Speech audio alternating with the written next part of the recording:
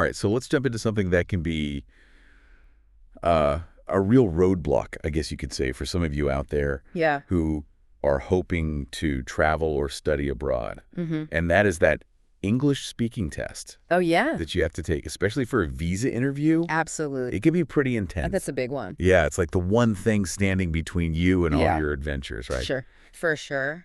But the pressure can feel really, really intense. Yeah, definitely. I think it's understandable to feel the heat, you know? Totally. It's not just about showing off your language skills. You're also proving Right. that you understand the whole process Yeah. and you know that you're ready for what comes next.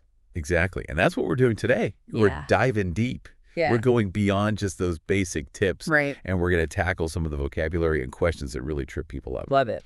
So picture this. You're sitting across from the visa officer, Okay. and you are confident and ready to just impress them. I love that visual. Yep. That's the goal here. Yeah, confidence makes a huge difference for sure. Absolutely. And, you know, it all comes down to mastering the language that they use Right. and the language that they want to hear from you. Okay, so let's get into it. Yeah. One word that I kept seeing over and over again in my research Okay.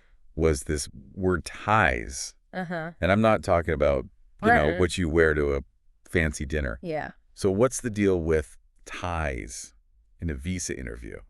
Ah, yes. The infamous ties. Right. It's such a simple word, but it really means a lot in this situation. Wow. It's basically talking about all those things that connect you back to your home country. Okay. Your job, your family, Yeah. property, even just being part of your community. So it's about proving you have a life that you're coming back to, Exactly. not just, you know, getting a one-way ticket out.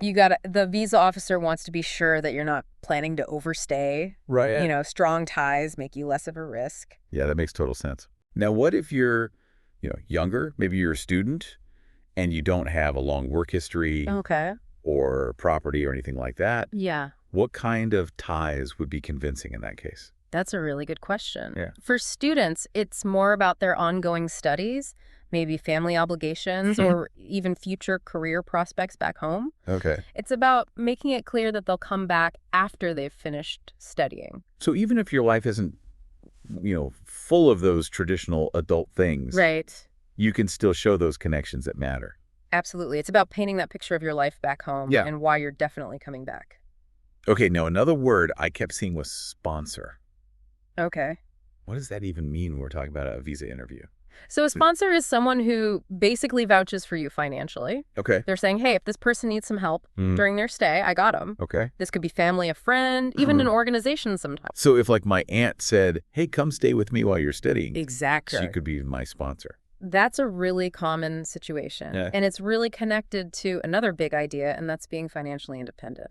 Okay. So it's not just about having someone who's willing to help out. Right. You also have to prove that you can handle your own money. Yeah.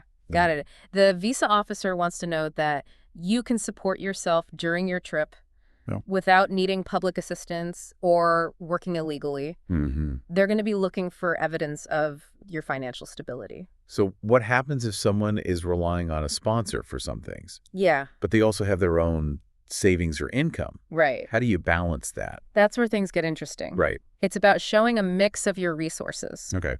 Maybe your sponsor is covering your place to stay, Mm-hmm. but you can show that you have enough money for everyday stuff, travel emergencies. Gotcha. Shows you're responsible and you've planned ahead. Okay. I'm starting to see how all these pieces fit together. Yeah. It's not just about, you know, memorizing definitions from a textbook. Right. It's about understanding that message you're sending with your answer. Absolutely. You're not just checking boxes. Right. You're building up this case for why you should get that visa. Yeah. And every little thing matters, from your vocabulary to how you're prepared financially. Okay. Speaking of details, Yeah. there's one last word that caught my eye, Okay. and that is invitation letter. Yeah. What's so important about that? So this is a formal letter from someone in the U.S. Okay. inviting you to come visit or study. Uh-huh. Could be your sponsor family, a university if you're going for school. Right. It explains why you're coming, and it makes your application stronger. So it's kind of like an extra layer of legitimacy, Exactly. showing that you're not just showing up out of the blue. Yeah, it adds weight to your application. Yeah. And shows that your trip is well planned and has a real purpose. Okay, got it. So we've covered some important vocabulary here, We have. but I know what everyone's really nervous about. Oh, yeah. And that is the actual interview questions. Of course, that's where we're heading next. Yeah. We'll break down the common ones, Okay. but we'll also dig into the strategies and the little things that make your answers really stand out. Perfect. Because honestly, even just thinking about sitting across from that visa officer makes me a little sweaty. It's a nerve-wracking experience. Let's give everyone listening the tools to beat those nerves and just ace this interview. Let's do it. So stay tuned because it's going to get really interesting. It is. Oh, yeah, those interview nerves are no joke. Yeah, for real. But, we're all about turning that anxiety into good energy. Right. And one of the best ways to do that is just tackle those questions head on. Exactly. So let's get into some of those common questions. Okay. The one that I feel like I see everywhere is, where is your final destination?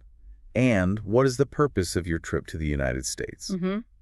It seems pretty simple, but I'm guessing it's more than just saying where you're going.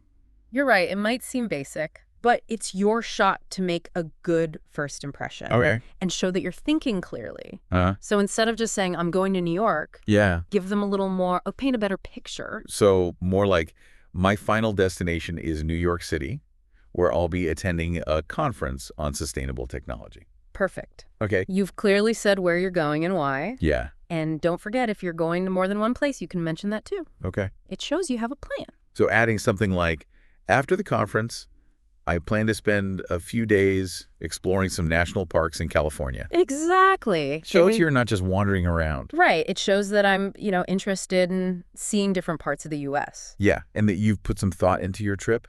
Okay. I see how even those little details really contribute to that overall picture of you being prepared and, responsible. Absolutely. Okay. What about, how long do you plan to remain in the United States? I feel like they're looking for a very specific answer here. Yeah, definitely. This is where you got to make sure your answer matches exactly what you said on your application. Okay. Keep it simple. Something like, I plan to stay in the U.S. for 6 months, as stated on my visa application. Okay. So no need to, talk about all the awesome stuff I'm going to do during that time. It's best to keep it short and sweet. Gotcha. Just stick to the facts. Makes sense. Show them you get it and you respect the rules of your visa. All right, now for the question that I think makes everyone sweat a little bit. Okay. Tell me about the ties you have to your home country. Okay. We talk about what ties means. Yeah. But how do you answer this in a way that really convinces the officer? This is where all that prep work pays off. Right? It's not just about listing your ties. Yeah. It's about making them real. Okay. Think about what makes each one important and how it really influences your decision to come back home. So instead of just saying, I have a job, I can say something like, I've been working at this tech startup for the past 3 years, and I'm leading a project that's really important to our expansion plans. Leaving before it's done would really mess things up for me in the company. That's a great example. Okay. You didn't just say you have a job. Yeah. You explain why it matters to you in your future. Okay. It shows why coming back is a must. So it's about adding those details Yeah. that show why those ties are important to me personally. Exactly. And remember, those specific examples are key. Okay. Don't just say you have family. Yeah. Talk about those weekly calls with your parents or that yearly family trip you wouldn't miss. Right. Those details make it real. They make your ties real and relatable.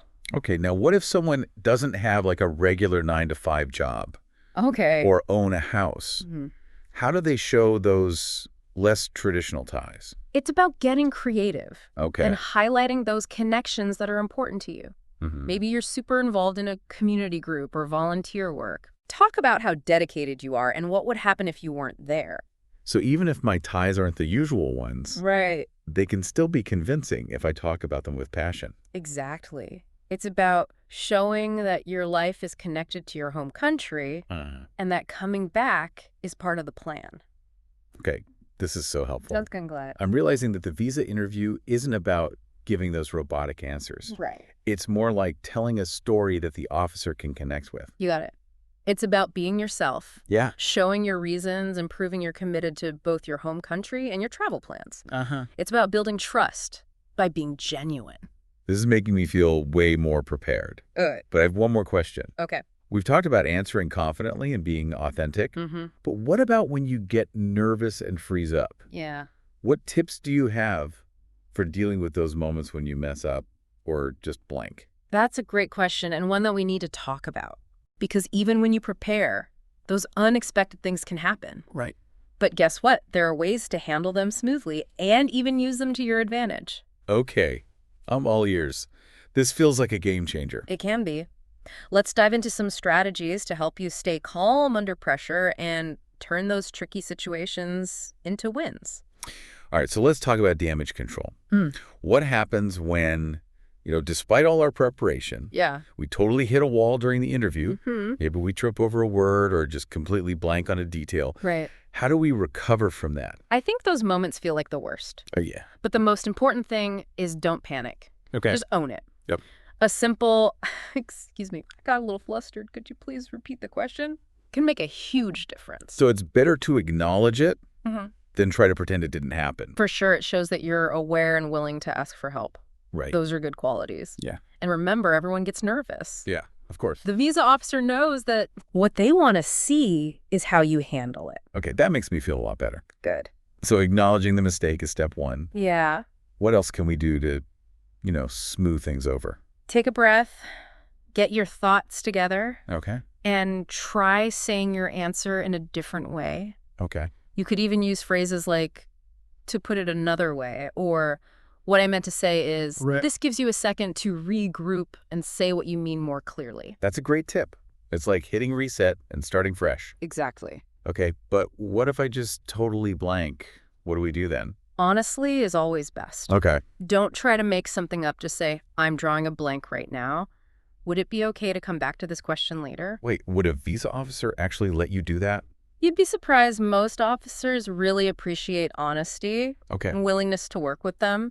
They'd rather you take a second to collect yourself than give a rushed or wrong answer. Wow. I never thought of it that way. That's really reassuring. It's good to know you have some flexibility. And remember, even if you mess up a couple times, it doesn't mean you're out. Right. They're looking at the whole picture. Yeah. Are you prepared? Are you honest? Are you really genuine in your intentions? This has been so eye-opening. I'm glad. I feel like we've given everyone listening a secret weapon. Oh, yeah. Not just the information, but the confidence to deal with anything that comes up. That's what it's all about. Going into that interview, feeling empowered. Yeah. Knowing you have the tools to handle any situation. Right. And that confidence really shows. So as we wrap up this deep dive, what's the one thing you want our listeners to take away?